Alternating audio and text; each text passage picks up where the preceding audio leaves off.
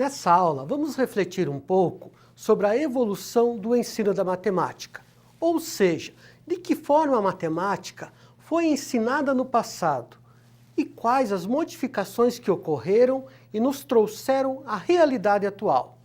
E nada melhor do que começar o assunto recitando para vocês a tabuada do 2. Vamos lá? 2 vezes 0, 0. 2 vezes 1, 2. 2 vezes 2, 4. 2 vezes 3, 6. E assim por diante, certo? Opa! Será que ainda é assim que se ensina matemática? Será que esta metodologia garante que o aluno compreenda a multiplicação? Existe outro jeito de aprender ou é preciso decorar a tabuada? Você já pensou nisso? O que será que mudou nos últimos anos na forma de ensinar e de aprender a matemática? O ensino da matemática vem passando por uma série de modificações ao longo dos anos. Houve um tempo em que o professor era o dono do saber, o grande mestre, o sabe-tudo, e o aluno era apenas o simples receptor do conhecimento. Por medo, o aluno reproduzia o que o professor dizia e aceitava tudo calado. Ou seja, não tinha o poder da argumentação que vemos hoje nos alunos. E como vemos, não é mesmo? Desde pequenas, as crianças argumentam com o professor sobre tudo, o que é muito bom, porque mostra que elas estão deixando de ser passivas e passando a assumir um papel ativo na condução do próprio processo de aprendizagem. Algumas décadas atrás, as exigências da escola, em termos de disciplina, eram outras. Os alunos ficavam em silêncio, a disciplina era tão rígida que quem desobedecesse ao professor ou tivesse uma dificuldade para compreender o que foi ensinado era castigado ou até mesmo expulso da escola. Se você fizer uma pequena investigação, vai compreender melhor o que estou dizendo. Converse com as pessoas mais experientes, como seus pais ou avós.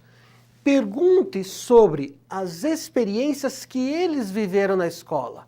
Você vai se surpreender com as histórias que eles irão contar. Provavelmente vai ouvir muitas lembranças do ensino tradicional. Há algumas décadas, quando o aluno não sabia a lição, por exemplo, recebia castigos como varadas, ou seja, o professor batia com a régua na mão das crianças, ou então dava até puxões de orelhas, mandava ficar de joelhos em grãos de milho e ficar cheirando por horas e horas o quadro ou a parede.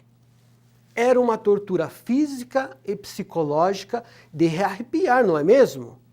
E o pior é que isso é fato, acontecia mesmo. O professor mandava e o aluno obedecia. Só o professor falava e o aluno ouvia e repetia. Esse foi o tão famoso ensino tradicional, de que tanto a gente ouve falar na educação. Espere um pouco. Será se usei o verbo certo? Foi? O tão famoso ensino tradicional? Ou em muitas escolas ainda é o ensino tradicional? É para pensar, não acha? Agressões físicas, acredito que não acontecem mais, mas aulas expositivas dadas de forma mecânica, com certeza ainda acontecem. Entre as mudanças no ensino da matemática está o famoso movimento da matemática moderna. Esse movimento surgiu na década de 1960 e muitos acreditavam que ele seria a via de acesso ao pensamento científico e tecnológico. Ele realmente foi importante porque buscou modernizar os currículos das escolas, tentando aí aproximar a matemática escolar da matemática pura.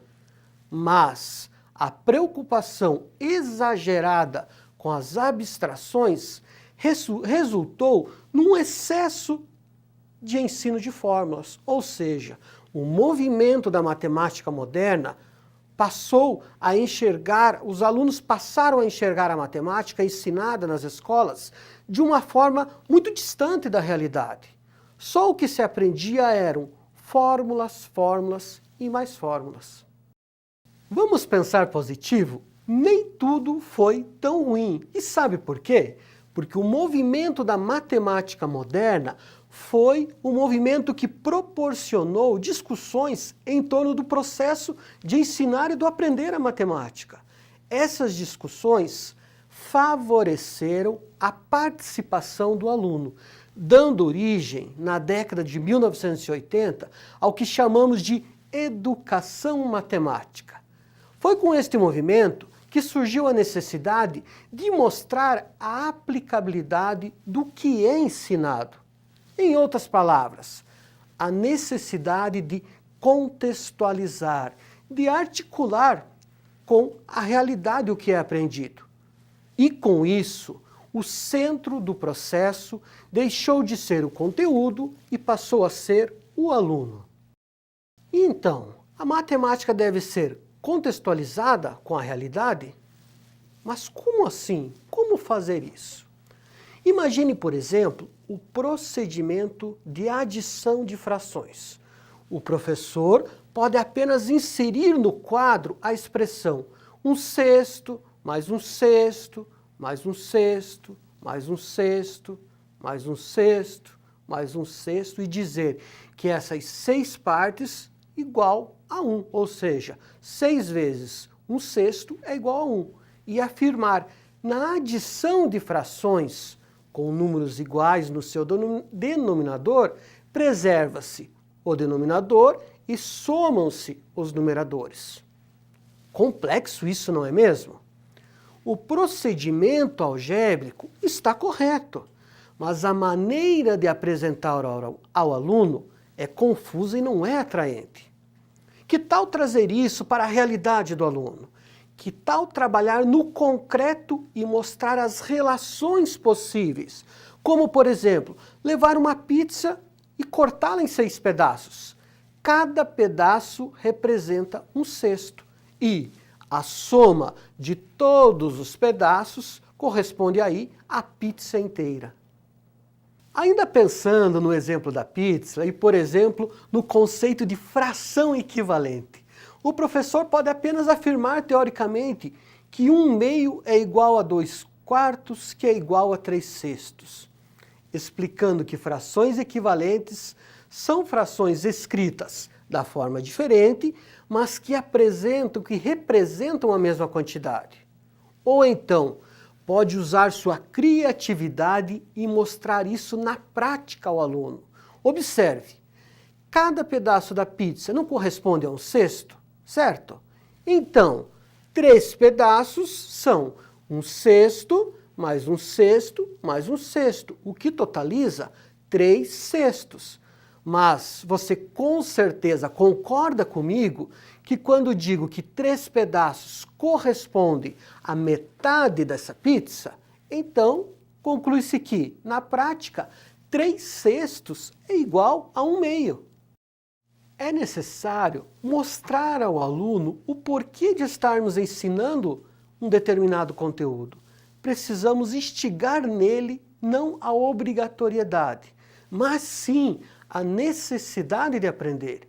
É isso que acontece quando proporcionamos ao aluno possibilidades de relacionar os conteúdos com o seu cotidiano.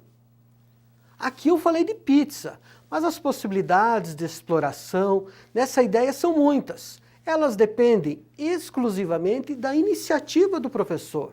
Por exemplo, você pode explorar o conceito de frações utilizando o Tangram, ou então as peças de um jogo de Lego, ou recorte de figuras geométricas planas.